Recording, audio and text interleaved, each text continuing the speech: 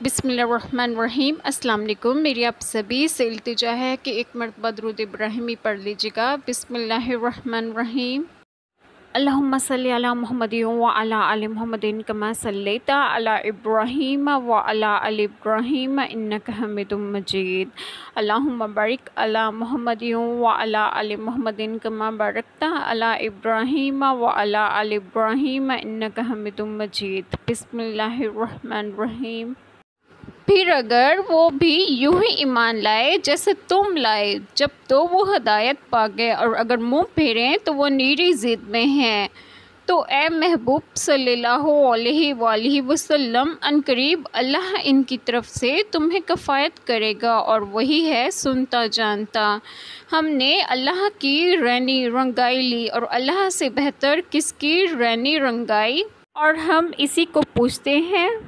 بسم اللہ الرحمن الرحیم۔ آج جو بات میں آپ لوگوں سے ڈسکس کروں گی وہ یہ ہے کہ یہ اللہ تعالیٰ کی طرف سے ذمہ ہے کہ وہ اپنے پیارے آقا پاک صلی اللہ علیہ وآلہ وسلم کو غلبہ عطا فرمائے گا، اور اس میں غیب کی خبر ہے کہ آئندہ ہونے والی فتح و ظفر کا پہلے سے اظہار فرمائے۔ اس میں آپ صلی اللہ علیہ وآلہ وسلم کا معجزہ ہے کہ اللہ تعالیٰ کا یہ ذمہ پورا ہوا، اور یہ غیبی خبر صادق ہو کر رہی۔ کفار کے حسد و عناد اور ان کے مکر و فریب سے آپ صلی اللہ علیہ وآلہ وسلم کو ضرر نہ پہنچا۔ آپ صلی اللہ علیہ وآلہ وسلم کی فتح ہوئی، بنی قریظہ قتل ہوئے، بنی نذیر جلا وطن کیے گئے، یہود و نصارہ پر جزیہ مقرر ہوا۔ ہمارا ظاہر و باطن قلب و قالب، اس کے رنگ میں رنگ گیا۔ ہمارا رنگ ظاہری رنگ نہیں بلکہ جو کچھ فائدہ نہ دے، بلکہ یہ نفوس کو پاک کرتا ہے۔ نصارہ جب اپنے دین میں کسی کو داخل کرتے یا ان کے یہاں کوئی بچہ پیدا ہوتا تو پانی میں زرد رنگ ڈال کر اس میں شخص یا بچے کو غوطہ دیتے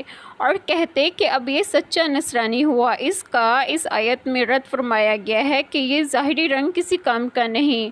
اللہ تبارک و تعالی ہم سب کے تمام گناہوں کو معاف فرمائے، اور ہمیں صراط مستقیم کی راہ پر گامزن کرے، اور آپ سب کو آپ کے گھروں میں خوش و خرم رکھیں اور صحت و تندرستگی بھی دیں۔ آمین۔ جزاک اللہ خیر۔